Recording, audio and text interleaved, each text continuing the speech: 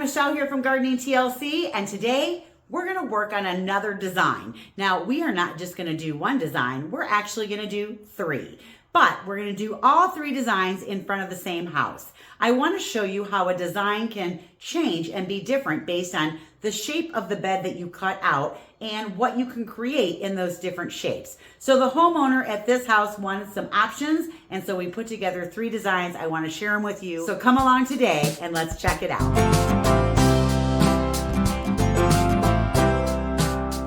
This is where we are going to do the design. Now, this is called a 4-square architectural design. It's very boxy looking. A lot of these were built post World War II. They were inexpensive to put up. And so you'll see a lot of these in the 50s, 60s, and part of the 70s that were built in like neighborhoods. Some of them are 1-story. Some of them are 2-story. Now, this one here, we're going to do the design in front of the house. And if you look over to the left, that is actually where the door is. And then the garage is attached to that. So this is it. This is the front of the house. And we're going to create this using 3 different cutouts on the bed. Now, before we do that, I do know that the homeowner is going to do some updates to the house. So let's take a look at what they're going to update. I do know that the homeowners are getting new vinyl siding and they're picking a gray blue color. And I think that if they update their shutters as well, maybe to a dark navy blue or a black, I think that would look really sharp. And then I think depending on what they decide to do with the landscaping, they could either paint that exposed concrete that's down below on that lower level, or they could do like a stone veneer like you see here. So I think it's whatever their budget is and or what look are they going for, but simple things that you can do to dress up your house and update it. Shutters, oh, that's an easy one. The easiest bed to cut in is going to be a straight line. Now, I have seen where people cut in the straight line and they make the bed 4 feet deep. What can you possibly plant in 4 feet that isn't going to grow up onto your house and get your brand new vinyl siding all dirty and or be big enough to even make an impact? So if you're going to do a design and you're going to do it in the front of the house, whether it's a straight line or not, you got to have some depth. So you need to start with at least 12 feet if you want to do any kind of layering whatsoever. So we are going to actually do this design, and the length of the bed is 32 feet long because we're extending out further than just that little part of the house. And we are going to come out 14 feet. Yeah, 14 feet, because I don't plant in the 2 feet between the house and where I actually start the bed. So that gives me 12 feet to plant in. So now I have some room to plant something. This is design number 1. This is where we're going to be a little more symmetrical. We're going to put anchors on either end of the house, and then we're going to just do very simple 3 different plants all the way across. Now, if you want the windows to be exposed, I would plant it like this. If you don't care if the windows are exposed or not, I would take those hydrangeas all the way across the back. All right, so that's design number 1. Let's take a look at design number 2. Here's the next way you could do it. You could swing the whole bed out in a beautiful arc and really have some depth going on. Now, this bed here is in full sun. It is a south-facing bed, so there's no trees around it. It's going to get full exposure. So whatever we choose to put in here has got to be able to handle hot sun. So we want to look for things that are drought tolerant, easy to grow, low watering requirements once they all get established. But based on how this one is cut out and how far out it goes, I can really do some serious layering in here. Now, this bed would come out 16 feet from the house at the very furthest part of the arc. Here is a look at the design. As you can see, there's a lot of layering in it. There's not only winter interest in shrubs, but there's a lot of perennials. Some of them come in and out of bloom. This isn't all blooming at the same time, but we do have 4 different seasons of interest. And so because this is the only place in her whole house that she can garden, and she is a gardener, this might be an option for her to get her garden fix in. So this would be one that I probably would not propose for somebody who's looking for like no maintenance or low maintenance. This would be someone that I would say, hey, if you want to tinker in your garden, or if you're a gardener, this would be one that maybe you want to consider. And last but not least, this is a curve that we're going to take and curve it towards the house, but we're going to have kind of those wings on the end. This one is still 12 feet out, and the whole bed is 12 feet all the way around. The biggest difference is we're stretching it out and then we're curving it so that we've got some more room to make it look like it's a little cozier and we're going to come along the side of the sidewalk, and we're going to come along the edge of the property line. So we're probably, by the time you get to the ends, we're probably about 15 to 16 feet away from the house. And from the center of the house out, it's about 12 feet. But this is another way that you could cut the bed in for a different look altogether. All right, let's take a look at this design. Now, this design, you can see I put the weight of the tree all the way over to the right. We've got a little bit of weight on the left with a heavier bush with that hydrangea in there. And we've done the evergreens pull forward so that we can put a late summer bloomer behind it. And while we're waiting for those late summer bloomers, we still have the beautiful evergreens in front of it. All right, let's break down each design and take a look at what's in each design. All right, we're going to jump back to the first bed that I showed you, the straight line all the way across. There's nothing wrong with doing a bed like this. If this is what's easy for you and you want to match the shape of your house, maybe you want those straight lines. But remember, you got to have room to put the layers in. So no 4 feet. 4 feet's not wide enough. And the front of your house, you want to start with your evergreens and your bigger shrubs first. That way you've got anchors and you've got things that will take you through all the seasons, including winter. Whether you get snow or not, you still want to have something in the front of your house that's there all the time. All right, let's take a look. I want to have evergreens in here all the time. I've chosen those first. On either end, I'm going to use a juniper. Junipers are drought tolerant, they're easy to grow, and they can handle being in that hot, hot sun. The other shrub I'm going to use is a no prune slow mound mugo pine. I'm going to put 3 of them in front of each window. That way I don't block the window, but I've got some nice green anchors in there that are going to look good all the time. Let's look at the specs. I'm choosing a blue point. I like the blue points. They are soft looking. Sometimes junipers can look dry and prickly. I think this one has a really nice foliage on it. It's got a really pretty blue color, only 12 feet tall. So it's not going to outgrow the area. It's a good weight for either side of the house. Now they do get a little fat, anywhere from 6 to 8 feet wide, but I think that these would make nice anchors on either side of this bed. Now, I really like little mugo pines. I like the slow mound. These guys are so cute and they don't get very big, maybe 18 to 24 inches tall after 10 years. And as they grow another 10 years, they might get 3 feet tall. They get these little bitty candles on them in the spring. They are so nice looking in the landscaping. And I will buy a 3 gallon or a 5 gallon and then put those in the landscaping. And they're just so cute. And they give you this nice evergreen anchor and they don't have to be pruned. They're not really bothered by anything. And they do have this nice, pretty green color to them. So I would definitely choose these to put in front of the windows if I didn't want to cover the window, but I wanted an evergreen. Now, in keeping with not covering the windows, I've decided to plant in between each of the areas around the windows. That gives me room to plant 3 shrubs. Now, I've chosen hydrangeas to use. Now, if you don't care if the windows are covered or not, you could go all the way across the whole back, add 2 more hydrangeas in here, and have a nice solid mass of one kind of hydrangea. It would be really, really cool looking. I think hydrangeas are a good choice back there. I think the little limes are a good size for back there. Now, these guys are going to bloom at the end of July and they'll continue to bloom until the end of the season. They start off lime green and then they turn white. Then they'll get like a mauvey pink to them.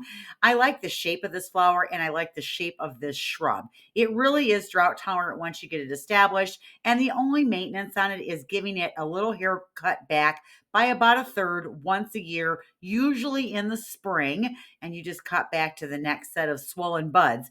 Super easy to grow, 5 by 5. Now, if you wanted to plant a different one, let me show you this next one that you could choose instead. Another choice for our hydrangea would be a smooth hydrangea. Now, this one here is called Lime Ricky. I really like this one. I think I'm going to add one to my garden this year. When the blooms come out, they are lime green, but then they age to like a jade color. I just think that that is so gorgeous. And so it's like that green on green with 2 different colors going on. Now, because this is a smooth hydrangea, they are going to want a lot more water to get established. And I can guarantee you in the south, this is not one that's going to hang out on the south side of your house without some serious drooping going on. They're going to need protection from the hot afternoon sun. But further up here in zone 3, 4, and 5, they'll do okay as long as you keep them watered, but you might want to try this one. I think it would look really nice along the border of the back of the bed. I do think sometimes that simpler is better. So I would add drift roses to the front of this. You could pretty much choose whatever color you like. Let's take a look at what these great ground cover roses are like. I really do like drift roses. They are actually designed to bloom from spring until frost, and they're so easy to take care of. So once a year, I usually do it in the spring after I start to see a little bit of new growth starting. I will trim my drift roses back 6 to 8 inches from the ground, and then they'll just grow all over again. Now, I do like to go through and give mine little haircuts through the season to deadhead off the spent blooms just to keep promoting new blooms going faster. But if you never did that, they probably won't look as good as they could look if you did do that. But these are so easy to grow, only growing about 2 feet high. And that's like just above knee level. And then they kind of grow out on the ground 3 to 4 feet wide. So that's why they're called a ground cover rose. They are full of flowers, and they are some really interesting ones that you can plant. Now, in the design picture, I chose apricot, which is what you're seeing right here, but there are a lot of colors that you can choose from. Let's check them out. Drift roses will also benefit from a feeding of a balanced fertilizer in the spring. But as you can see here, there are so many different great ones to choose. And this isn't even all of them. This is just a nice variety of different ones that you can get that I think are absolutely lovely. I love the one called Sweet, and the popcorn is like a mix of a white and a yellow. The coral is, to die for. It's so beautiful. And I think the peach and the apricot are probably the most interesting ones. They have like a two-tone color going on with really them. Like the sweet, the peach, the apricot, the coral. I'd say those are probably my favorites. All right, there you go. There's one last look at this design with the straight line. Very simple, very easy, low maintenance, easy to do.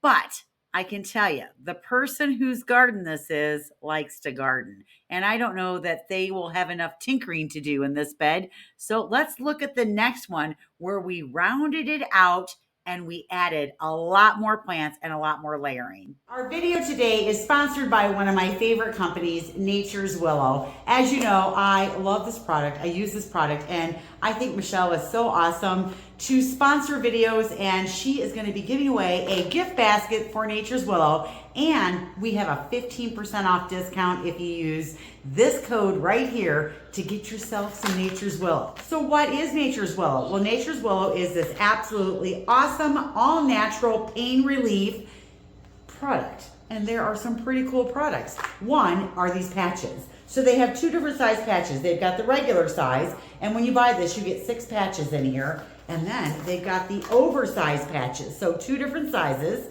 These are awesome. I like to use these on my back. What else do we have? Well, we have our pain relief cream and we have our itch relief cream. This is really good if you've got minor rashes. And I'm telling you, this stuff is awesome for those aches and pains that you get, especially after a long day on your feet or if you're working all the time. I use this on my hands. I use it on my shoulders. And sometimes I'll use it on my thighs because I'll get cramps up and down on my thighs, and this works really well. Some of the main ingredients in this product are helichrysum, geranium, willow, menthol. They are absolutely awesome.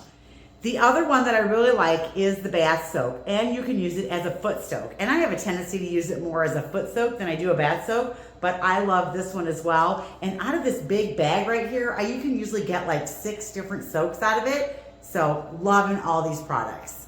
They also have this little itch relief cream that you can carry around in your purse. This is great for mosquito bites, bug bites, anything that's bugging you like that. And if you really ache all over your body, you can slather it on with one of these big ones. Lasts a really long time. It's got a nice handy dandy pump on top. This is really good in your bathroom. Put it on your whole body after a shower. It's invigorating. All right, so if you want to win a basket, leave a comment down below. We'll be picking one person to win a basket, and I will notify the winner underneath their comment in this video. I will not contact you in any other way. I will also list the name of the winner in the community section of our YouTube page. And I will be doing the winning drawing on February 5th. So Join in, you guys, and get in on the action. Use that coupon code, get 15% off. Nature's Willow. I love this stuff. All right, here we go. We have rounded this bed out. And as with every other bed that we talk about, make sure that you do your soil maintenance. Make sure that if you can add compost to the soil, you're adding compost to the soil. Anytime you can improve that soil, you need to do it.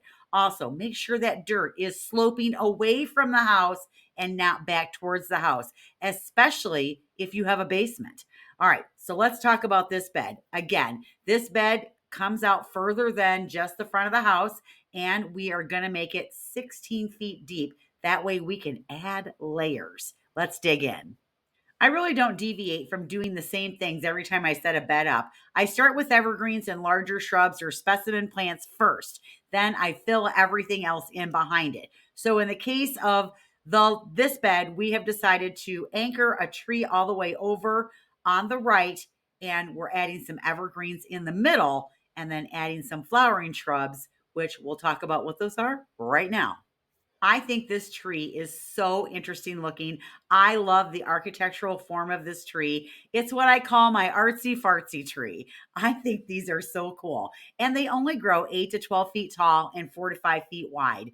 This guy is called Grosselis, and it is a slender Hinoki false cypress. They are gorgeous, growing in zone 4 through 8. And I think if you're looking for something a little bit different, this is a great plant. Now, it will grow in full sun, but it will also grow as an understory tree in part shade as well. So, yeah, we're anchoring this over to the right. The other winter interests that I'm going to add to this bed are going to be the green gem boxwoods. They are easy to grow. They keep their round shape. Out of all the evergreen boxwoods I've grown, these are by far, I think, my favorites. They are so consistent in how they grow. And yes, they will grow in the sun and they will grow in the shade. And we love that about boxwoods. They're also pretty drought tolerant once you get them established. Over on the right, as you're walking into the house, I want a shrub that will bloom in the spring that will have fabulous fragrance. And so I chose a mock orange and I chose the cultivar Blizzard. This guy has a really nice shape. I really like it. It kind of almost has like an oval shape to it. You'll get some runners that come out on it, but you can shape and prune this tree to make it look like you want it to look. This is one of the shrubs that's going to bloom on old wood. So you prune it after it's done blooming in the spring, growing all the way up in zone 3, down to zone 8, only 4 to 5 feet tall, 3 to 4 feet wide. And this thing, it's called Blizzard for a reason. It's covered in these beautiful, spicy, kind of citrusy smelling flowers. They're gorgeous. And this thing is going to be a make you stop and smell it. Now, on the other end, I want to do a wine and roses woodilla. This guy has drama coming off of it in waves. It has fuchsia pink flowers on it. They're usually blooming towards the beginning of June. And this one, again, you're going to prune it after it's done flowering. But when it's done flowering, it has this really dark purple foliage on it. It's a nice shaped shrub, easy to control, drought tolerant. It's a really, really nice addition to the garden, especially when you're looking for contrast up against some other things that you're growing. So I love this all the way over on the left. Next, we're going to bring our next layer down of flowering shrubs, and we're going to use spireas on the left and hydrangeas on the right. Let's talk about which ones I chose. I chose a double play doozy because I think it's probably one of my favorite spireas. I planted this one at my house and I very much enjoyed it. So the show on this thing actually starts in the spring. When it first emerges, the leaves are red. And then those leaves will age to that green. And in the summer, it starts to produce these beautiful flowers that you see here. Now, because this is a sterile seedless spirea, which means it doesn't produce any seeds, guess where all that energy goes towards? Yup, producing flowers. It's a nonstop bloomer and it just keeps going and going and going. And it's a great size. So it's a great size down below that mock orange. So when that's done blooming, then these start blooming. Now think about this. The mock orange is going, it's got the white blossoms on it. These start to produce their leaves and they're red. Then when the mock orange is done, these will turn green and then start to produce these beautiful pink flowers on them. Oh my gosh, that's going to be so awesome. And it's only a 3x3, so it's the next layer down. Oh, I love the pairing of these two together. I have chosen tiny quick fires to plant down below that woodgilla. I think that the combination of these two is also going to be stunning in the garden.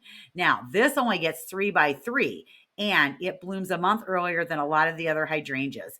When they start, they're white and then they start to age to the mauvey pink. And as we progress further into the summer, that mauvey pink starts to become darker and darker and darker. I think the contrast between the purple foliage on that woodgilla and the flowers on this tiny quick fire will be fabulous. Now, because this person is a gardener, I am adding some color in here for the summer with perennials. I'm also going to add a fractured boulder in here to break up that big space that we have and to give us a little focal piece that we can create some different perennials around. So let's talk about the individual perennials that I put in here. There are 4 different ones. All the way over on the left, I chose a variegated moorgrass because I want a vertical accent with some kind of strappy foliage, and I wanted something that was the next level down. So when these guys have their plumes on them, that's when they're the 18 inches high. When they don't have the plumes, they're more like 12. But this has a great color to it. It's a nice looking grass. I think it's neat and it'll give me movement over there. And I just think it complements the area over there very well. I'm going to use a Stella d'Oro daylily in here because I want a repeat bloomer. I want that pretty bright yellow. I want the summer bloomer that's in here, and I want something that's the next level down. So these only get 15 to 18 inches tall. And the one thing about daylilies is if the foliage starts to look ratty, I can cut it back. It'll grow new foliage and it'll look good the rest of the summer. Next, we have the Salvia Pink Perfusion. This is growing in zone 3 through 8, 16 inches high, 20 inches wide. These have a really long bloom time on them. They start blooming towards the end of May, and I have seen these bloom all the way until almost the end of June. What's nice about Salvia, though, is you can cut those flowers off all the way to the base foliage or all the way to the ground. They will regrow, and you'll get new flowers more towards, I'd say probably depending on when you cut them back, anywhere from the middle of August towards the end of August. And they won't be as thick or as profuse, but you'll get that second flush and it'll look absolutely fabulous. I love this flower. I like the purple ones, the pink ones, the white ones. I just really like salvia. And they're drought tolerant and easy to grow. All the way over on the right, I chose a campanula. I chose the clustered bellflower called Superba. These guys get 2 feet tall and wide, and they have these absolutely striking, beautiful purple flowers on them. We have these growing at the garden center, and every time they're blooming, I better have them sitting on the shelves, ready to be sold because they are so gorgeous that once they start blooming, I have trouble keeping them in stock. They are absolutely beautiful. We pretty much only cut the flowers back when they're spent. Every once in a while, it'll shoot up some new stalks and it'll make it bloom longer. These are typically blooming towards the middle of June, almost to like 4th of July, and then they're done. But oh, when they're blooming, they are so worth it. They put on quite the show. We want our bed to look really full, and we want to introduce a ground cover so that we don't have to use as much mulch, and the ground cover will help stabilize soil temperature and help control those weeds. So we're going to use 2 ground covers and 1 low growing mounding sedum. So let's take a look. I chose 3 ground covers blooming at different times to put in the bed. The first one is the Veronica Water Prairie Blue. This one is blooming in the spring, usually in May, only 4 to 6 inches high, can grow up to 12 inches wide. I've seen it grow a little bit wider than that. This will kind of creep through all the different things in the bed. Beautiful flowers on it, and they kind of melt back into the foliage when they're done, and then you're left with this nice shiny green leaf on the foliage that's left. Now over on the right would be the next one to bloom, and this is going to be blooming more towards midsummer, and this is your red creeping time. And even when it's not blooming, it's a nice looking low to the ground foliage that looks really good. It can actually handle some light traffic. Just a nice ground cover. 3 to 6 inches high and 12 to 18 inches wide. So those are my 2 ground covers, and I would mix those throughout the bed. But then I also want a fall bloomer. So let's see what I chose. I like these little sedums from Proven Winners in the Rock and Round series. Now this one's called Pride and Joy, and they're drought tolerant, and they grow in these nice little mounds. I want them to be a little bit taller than the ground cover because I don't want it to be all one note. So I want these a little bit taller, but not taller than the other perennials that I have in the bed. So only 10 to 12 inches tall, 16 to 20 inches wide. The other nice thing about these is if you ever want to plant them along a sidewalk or a driveway and you salt, guess what? They're salt tolerant. So that's a great thing about these. They're also sedum. So guess what? They're drought tolerant and they're easy to grow and they're gorgeous. And they have really dark green leaves on them. And then when they get these flowers on them, oh my gosh, they're just covered with these beautiful pink flowers. What is not to love about this sedum? Love these. So there you have it in a nutshell. There's this bed layered down from the house into the different layers. As we are moving forward, everything gets shorter and shorter and shorter. But you can also see that we wove things forward and back to make it a little bit more interesting. No planting in lines, you guys. That's boring. We are now going to move into the design with this shape where we have curved the bed towards the house and added the ends that come out a little bit further. Let's see what we came up with. All right, once again, adding our evergreens, we're going to add a taller tree over to the right. If you wanted to use that hinoki false cypress, you could use that again. This time I've decided to put in a weeping white spruce and then my bigger anchors with the shrubs on either end. Let's take a look at the specs on these great plants. Let's start with that beautiful weeping white spruce. Isn't that a stunner? I love this tree. I have one in my own garden. I think they're absolutely gorgeous. They're architectural, they are focal, they're beautiful. Now they can grow up to 30 feet tall, but they're going to take a long time to do that.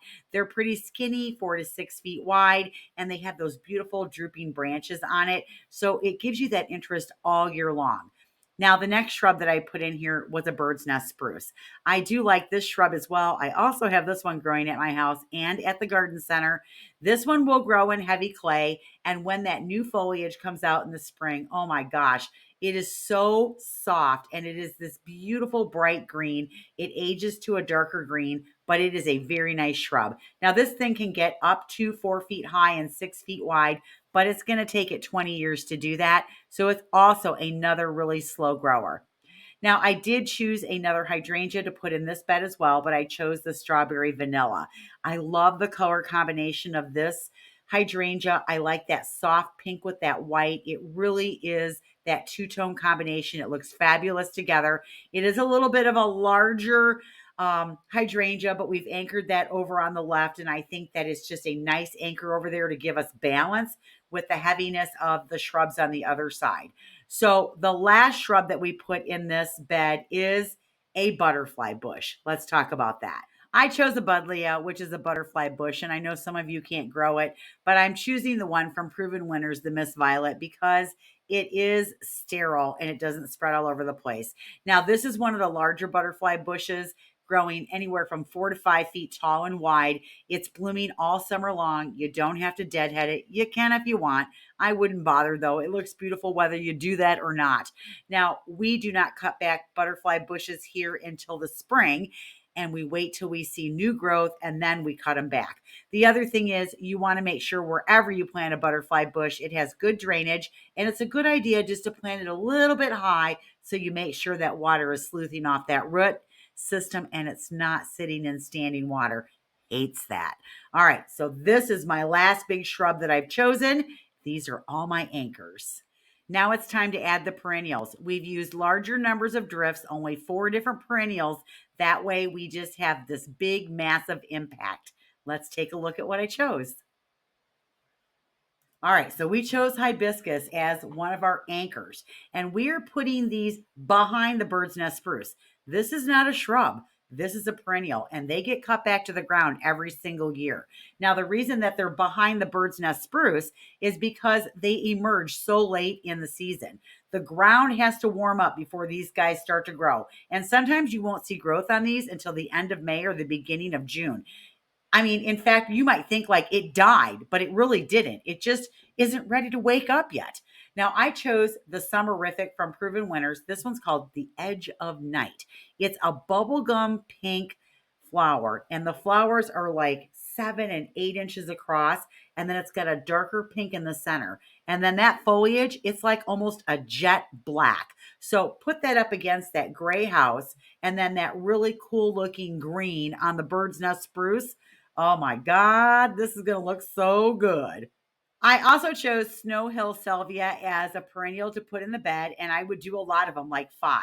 And what I have found with the white perennial is it's actually a little bit shorter than the purple, only like 22 inches high, but these bloom for a really long time. In fact, they bloom almost twice as long as the purple, at least the ones that I've grown. I feel like they just keep going and going and going. But just like every other salvia, when they're done blooming, you can cut them back to the base foliage. You can cut them back to the ground, whichever works for you. If you have enough growing time to get them to grow back, they will grow back. And at the end of the summer, they'll bloom again. Now, they won't be as full as they are in this picture, but you will have more blooms and they will look great in your garden. I want a late summer bloomer. I want to stay within the color scheme of the purples and pinks that we've chosen. And oh, I have just a heart for alliums.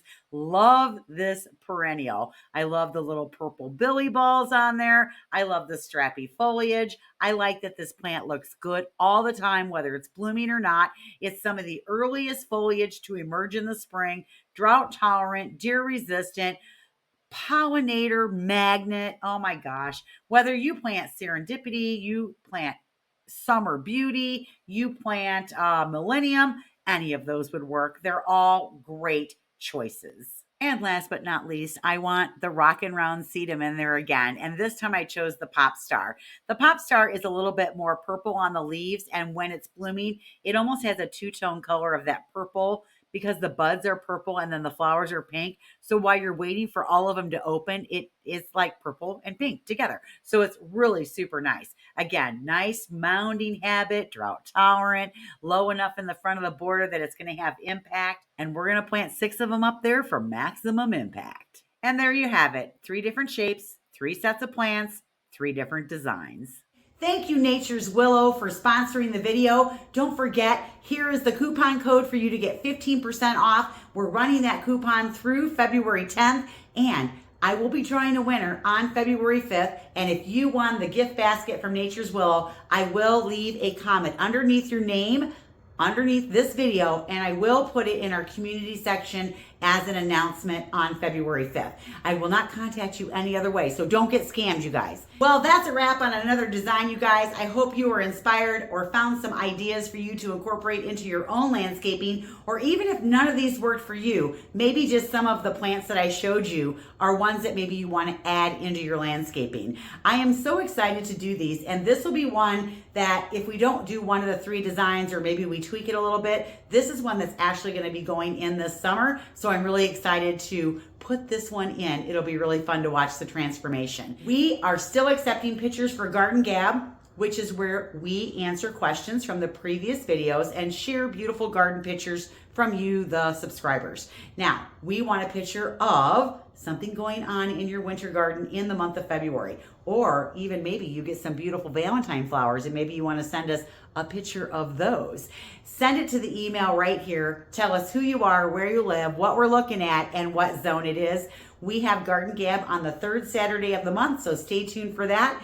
Also, I will be in Madison on the 7th, 8th, and 9th. I will be speaking lectures there on shade gardening and high impact, low maintenance plants. So if you can make it to that, it's at the Madison Alliant Center. I put it down below. It's the Garden and Living Expo by TBS. All right, any other announcements? Well, right after that, I'm going to the Northwest Flower Show. So I'm very excited to go see my daughter and just hang out at that show. It's just, oh, I love that show. It's so great.